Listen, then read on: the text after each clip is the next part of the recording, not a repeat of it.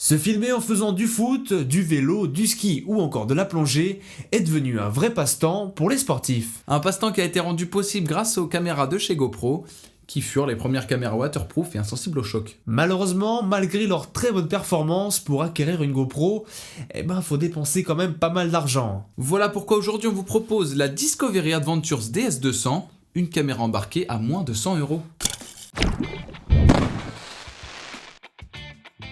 Au niveau du packaging, c'est plutôt pas mal. En tirant sur le couvercle de la boîte, on tombe directement nez à nez avec la caméra. Et on s'y trompe pas, hein, celle-ci fait clairement penser à une GoPro. À part le logo Discovery Adventures, on pourrait presque la confondre avec une caméra de cette fameuse marque. Bien entendu, la caméra est fournie avec une protection waterproof et anti-choc. En continuant le déballage, on tombe sur une multitude d'accessoires et ça, c'est énorme. Alors que chez GoPro, on a uniquement la moitié de la moitié de la moitié des accessoires. Quoi ? Avec cette caméra, tous les accessoires indispensables sont fournis. Sans compter que les accessoires de cette caméra sont compatibles avec ceux de la GoPro et inversement. 3 boutons sont disponibles, le premier qui sert à l'allumer ou à l'éteindre, le second qui va lui servir à enclencher le début de la vidéo ou à prendre une photo, et le dernier qui va permettre de connecter votre caméra en Wi-Fi. Alors même si ça sonne bien comme ça, vous attendez pas des miracles avec cette option, car si elle permet dans l'idéal de pouvoir avoir un retour de ce que vous filmez sur votre téléphone, en réalité l'application, en tout cas sur iOS, n'est pas du tout au point. Malgré quelques furtives apparitions de l'image, dès que vous essayez de filmer, l'écran devient noir. Il faut alors fermer et relancer l'application pour que cela refonctionne, pas très pratique. Au final, c'est pas si grave que ça, car contrairement à l'entrée de gamme de chez GoPro, cette caméra embarquée dispose d'un écran situé à l'arrière qui vous permet de voir ce que vous filmez. Option qui n'est disponible qu'à partir de la Hero Plus LCD chez GoPro, une caméra à 330 €. Pour ce qui est du menu de réglage, on s'y perd facilement, du moins jusqu'à trouver l'option pour changer la langue. Après ça, les réglages deviennent tout de suite plus simples. Vous avez 2 modes sur cette caméra, un pour filmer et l'autre pour prendre des photos. Chaque mode a son propre menu et vous pourrez entre autres régler la taille de l'image, la qualité, les ISO, etc. Petit défaut de cette caméra, on ne peut y mettre qu'une carte micro SD de 32 Go maximum. Avec la batterie, sans utiliser le mode Wi-Fi bien sûr, on peut filmer pendant 1 heure. Et pour la recharger, c'est via un câble mini USB vers USB. Il vous faudra donc environ 3 heures pour une recharge complète. Pour ce modèle, le constructeur nous annonce 16 mégapixels, mais qui ne sont pas très représentatifs.